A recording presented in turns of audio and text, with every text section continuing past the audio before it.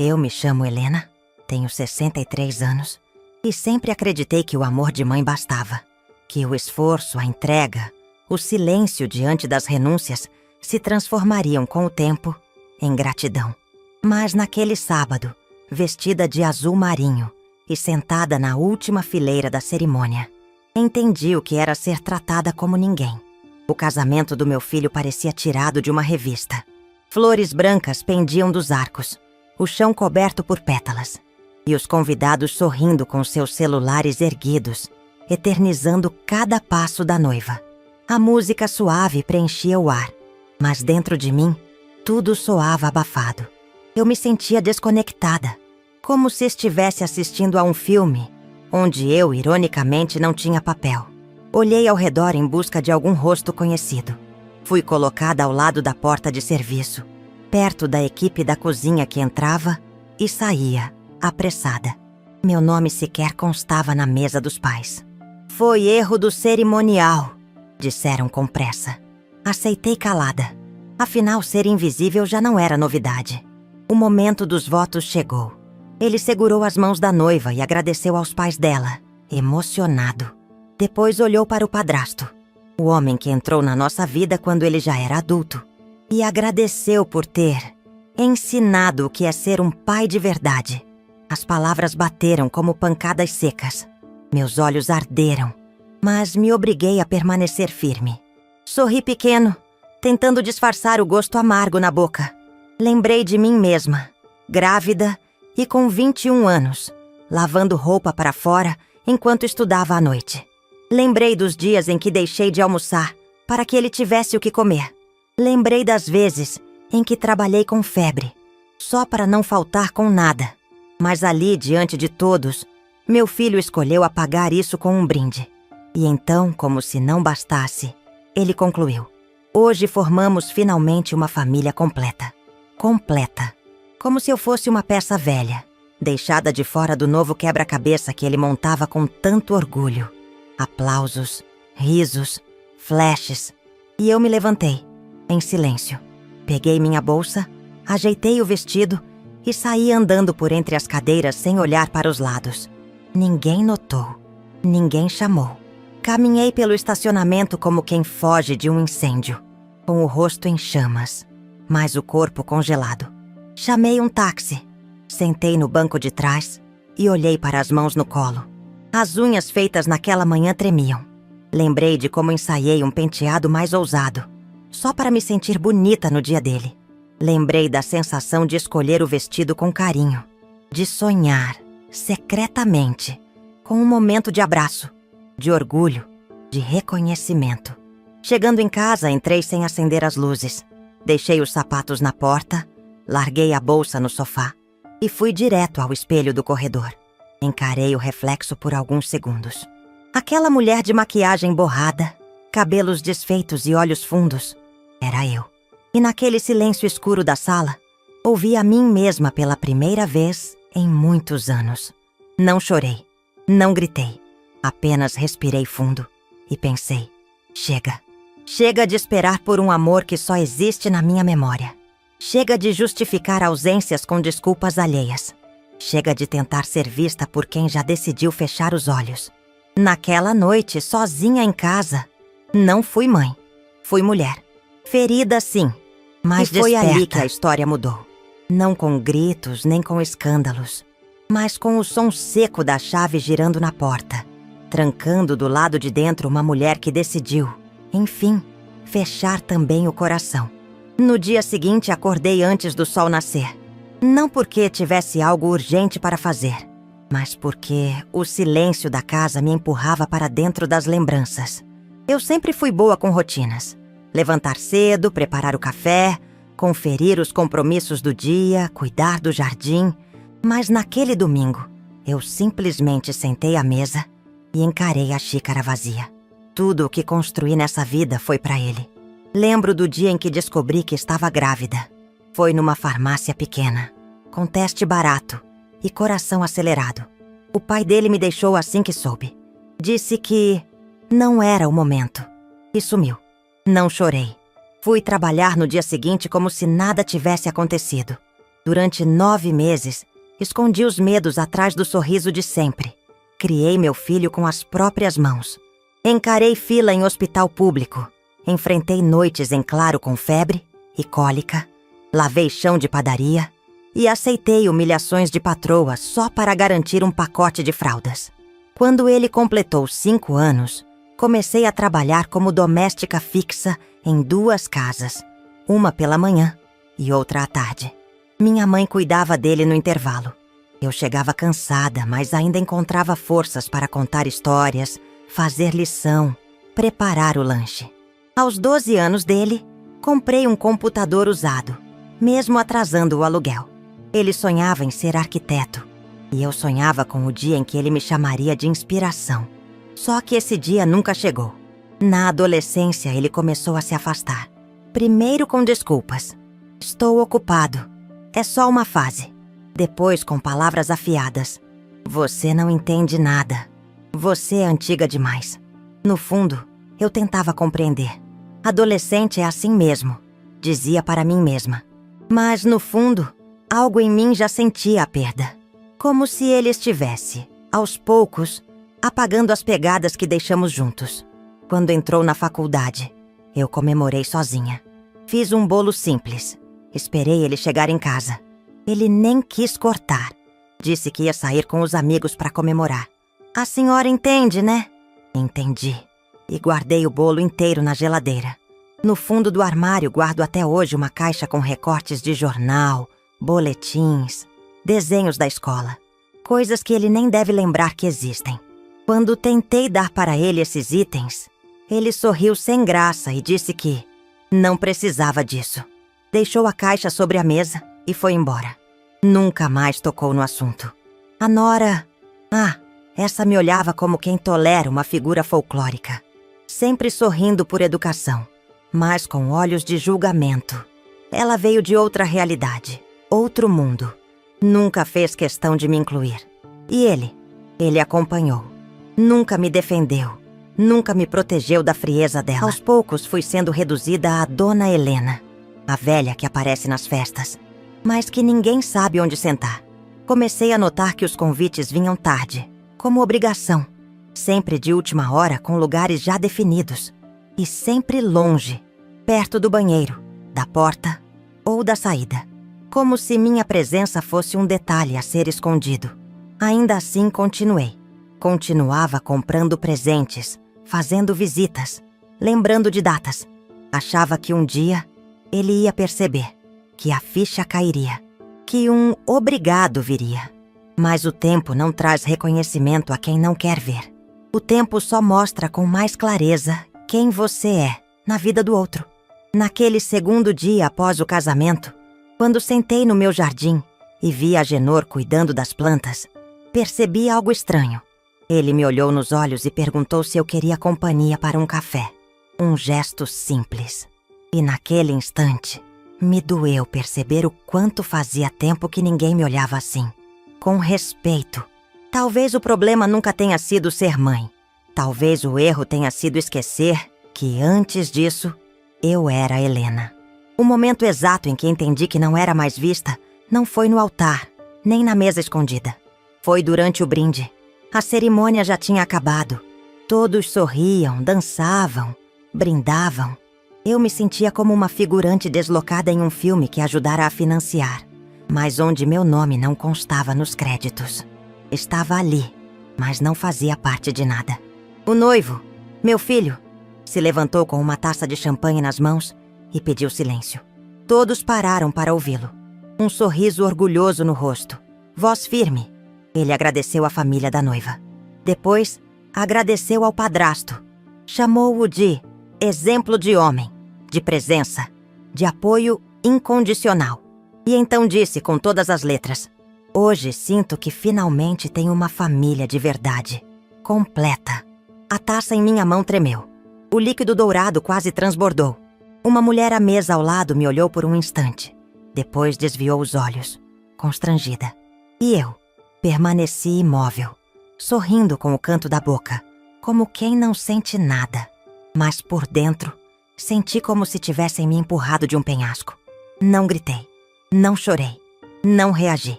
Esperei mais alguns minutos e me levantei. Ninguém notou. Atravessei o salão devagar, entre mesas e garçons, entre risos e música alta. Peguei minha bolsa. Ajeitei o vestido no corpo. Respirei fundo antes de sair. Não queria parecer derrotada. Só queria ir embora antes que alguém percebesse que meu mundo estava desmoronando. No táxi, olhei a cidade pela janela. As luzes, os carros, os sorrisos nas calçadas. Tanta vida lá fora. E dentro de mim, apenas eco. Um vazio quieto. Cheguei em casa, tirei os sapatos e sentei no sofá, ainda com o vestido de festa. Peguei o celular. Nenhuma mensagem, nenhuma ligação. Não havia sequer um "chegou bem?" Nada. Fui ao banheiro.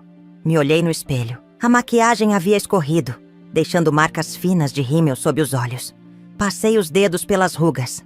Pensei nas vezes em que me olhei assim, cansada, depois de um dia exaustivo cuidando dele. Só que antes, havia sentido de propósito. Agora só restava a ausência. A TV ligada sem som lançava flashes azuis na parede. O silêncio parecia zombar de mim. E então, algo inesperado. O celular vibrou. Era uma mensagem simples. "Boa noite, dona Helena. Está tudo bem com a senhora?" Agenor, o jardineiro. Um senhor de fala mansa que trabalha comigo há anos, cuidando das plantas com carinho e constância. Ele viu o vestido, viu a maquiagem, viu meu rosto abatido na manhã do casamento, mas não disse nada. Só me desejou um dia bonito. Respondi: "Boa noite, Agenor. Estou bem, obrigada." Mas não estava. E ele parecia saber. Levantei, fui até o quarto e abri a gaveta onde guardo meu testamento. Um envelope grosso com documentos organizados, tudo destinado ao meu único filho. Era meu plano desde sempre. Deixar para ele o que lutei tanto para construir. Mas naquele momento, encarei aquele papel como um erro. Comecei a questionar tudo. Para quem eu havia guardado tanto? Por quem abdiquei da minha juventude, da minha liberdade, da minha própria identidade? Voltei à sala. Sentei com o envelope no colo. Não chorei. Só pensei. E pela primeira vez, a ideia de recomeçar não me soou como abandono, mas como libertação. A TV continuava passando imagens sem som. Do lado de fora, o vento balançava as árvores do jardim. E lá estava Agenor, ainda regando as plantas, mesmo àquela hora. Pensei em como a vida é feita de pequenas fidelidades e de ausências ruidosas. Naquela noite, eu não tomei nenhuma decisão, mas algo dentro de mim já tinha mudado. Era o início de uma nova fase e talvez o fim definitivo de outra. Na manhã seguinte, tomei café no jardim. Era outono e o ar carregava aquele frio leve que me fazia lembrar dos tempos antigos, quando eu preparava leite quente para o meu filho antes da escola. Mas agora, o silêncio do quintal tinha outro peso. Não de saudade, mas de clareza. Observei Agenor enquanto ele podava os galhos secos das roseiras. Fazia tudo com uma paciência que me comovia. Cada flor que ele cuidava parecia mais viva depois que ele passava.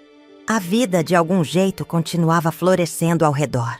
E eu, ali no centro de tudo, percebi que não podia mais continuar fingindo que não estava tudo partido por dentro. Peguei meu envelope de documentos. Levei até a mesa da cozinha. Abri item por item. Contrato do apartamento, a escritura da casa, o saldo das economias guardadas com anos de esforço. O testamento deixava tudo para meu filho. Mas aquele papel já não fazia sentido. Eu havia prometido a mim mesma que ele seria meu legado. Que tudo o que eu construí seria dele, como símbolo do meu amor. Mas amor não é aceitação automática. Amor para valer é presença. E a dele, a verdadeira, me faltava há anos. Passei a tarde pensando em tudo que já havia dado. Meu tempo, minha juventude, minhas forças, meus melhores anos. Em troca, recebi apenas silêncio, distância e aquela frase cruel no brinde do casamento. Agora tenho uma família completa. Aquilo não era só uma ausência. Era uma escolha consciente de me apagar. No fim do dia, peguei o telefone e liguei para meu advogado. Gostaria de alterar meu testamento, disse com a voz firme. Algum motivo especial? Ele perguntou surpreso. Descobri que quem planta flores no meu jardim vê mais valor nelas do que quem apenas herda a casa onde elas crescem. 2 dias depois, a nova versão estava pronta. Assinei em silêncio e pela primeira vez em muito tempo, senti um alívio profundo. Agenor e sua neta, Carolina, seriam os beneficiários. Ele receberia a casa, ela, o fundo para estudar arquitetura. O mesmo sonho que um dia meu filho teve e que eu tentei tanto apoiar. Mas ao contrário dele, ela sempre me agradeceu, mesmo quando eu só oferecia um pedaço de bolo e um lugar à sombra para estudar. A vida às vezes entrega laços onde não há sangue e corta raízes onde você jurava haver amor. Algumas semanas depois, ele soube. Bateu à minha porta sem avisar, com os olhos duros de quem não queria conversar. Queria vencer uma disputa. É verdade isso? Que você passou tudo pro jardineiro? Falou direto, sem cumprimentos. É verdade. E é a decisão mais leve que já tomei. Ele riu, irônico. Isso é uma piada. Depois de tudo que fiz pela senhora? Minha resposta veio serena, como uma folha que cai sem barulho. O que você fez foi crescer. Apenas isso. O resto, fui eu quem fez. E não digo isso com raiva, só com clareza. Ele só está te usando, mãe. Isso é injusto. Injusto é ser apagada. Injusto é ouvir que sua família só ficou completa quando eu fui excluída. E ele não está me usando. Ele me vê. Ele baixou os olhos, mas não pediu desculpas. Não chorou. Apenas ficou em silêncio, como quem percebe que perdeu algo que julgava garantido. Então é isso? Vai cortar seu próprio filho? Não. Só estou pela primeira vez escolhendo a mim. Fechei a porta com calma, sem mágoa, sem escândalo. Apenas com a dignidade de quem cansou de esperar ser amada. E começou a se amar. Naquele dia, eu me libertei. Não dele, mas da ideia de que amor se merece com esforço. Amor, hoje eu sei, precisa ser escolha mútua. Ou é peso. As semanas que se seguiram passaram com uma leveza que eu jamais imaginei sentir depois de tudo. Não recebi mais visitas, nem mensagens. O telefone permaneceu quieto. E curiosamente aquilo não me doía mais. Era um silêncio diferente agora. Não era abandono, era paz. Certa manhã saí ao jardim e vi algo que me emocionou de forma inesperada. A Agenor havia plantado um novo canteiro, bem no canto onde as azaleias sempre se recusavam a crescer. Mas ali, naquele solo que eu já havia dado como perdido, pequenas flores começaram a brotar. Brancas, delicadas, resilientes. São margaridas, Dona Helena, ele disse, limpando as mãos na calça surrada. Plantadas com calma e luz certa, até o que parecia seco floresce. Fiquei ali, olhando para elas como quem vê um milagre doméstico. Era só um pedaço de terra com flores, eu sei. Mas também era uma metáfora viva de tudo o que havia dentro de mim. Algo em mim também estava renascendo, depois de tanto tempo em terra infértil. Carolina, a neta de Agenor, veio correndo até mim com uma pasta de desenhos. Olha, tia Helena, são as plantas da casa que quero projetar um dia, disse com olhos que brilhavam com o tipo de sonho que a vida ainda não tentou apagar. Sentei ao lado dela e folheei cada folha com calma. Ela falava sobre janelas amplas, escadas de madeira, uma varanda com vista para o jardim e, ao final, uma dedicatória singela. Para a mulher que me mostrou que a gente pode nascer de novo. A emoção subiu de forma lenta, como uma maré silenciosa. Aquela menina me via, me admirava, e aquilo curava em mim uma ausência que nem meu próprio filho havia tentado preencher. Dias depois, recebi uma carta simples, sem envelope luxuoso. Reconheci a caligrafia. Era dele. Dentro apenas uma folha com poucas palavras. Se foi por mágoa, eu entendo. Se foi por justiça, respeito. Mas ainda me pergunto se houve amor suficiente para perdoar. Li e guardei. Não respondi. Não por rancor, mas porque nem toda dor precisa de diálogo para ser encerrada. Algumas precisam apenas de distância e aceitação. E naquele momento, eu já havia entendido. Perdão não é reconciliação. Perdão é libertação.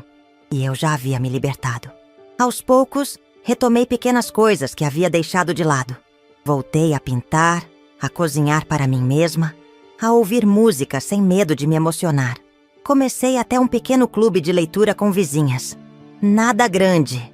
Só mulheres que, como eu, precisavam de um espaço para serem vistas sem julgamentos. Descobri que há muito mais vida depois do silêncio. Que existe um mundo inteiro fora das expectativas dos outros. Que ser ignorada numa festa não me torna menos digna. Só revela quem de fato nunca me viu. Certa noite, antes de dormir, escrevi uma frase no meu caderno. Uma daquelas coisas que brotam de dentro, como confissão sussurrada. Aprendi que o amor que salva não é o que imploramos. É o que cultivamos em silêncio, quando escolhemos, enfim, nos olhar com ternura. Hoje as margaridas seguem crescendo no canto do jardim. Eu as rego todos os dias, como quem agradece por uma nova chance. Carolina me chama de tia de alma. Agenor passa a tarde podando, sorrindo com os olhos. E eu, pela primeira vez, entendo o que é pertencer. O amor que eu tanto procurei estava ali, simples, gentil e absolutamente real. No fim, não deixei a herança para provocar dor. Deixei para florescer algo que talvez meu filho nunca tenha aprendido. Respeito, afeto, presença. A paz não veio porque fui perdoada, nem porque alguém me pediu desculpas. Ela veio quando eu parei de tentar ser amada e aprendi, enfim, a me amar.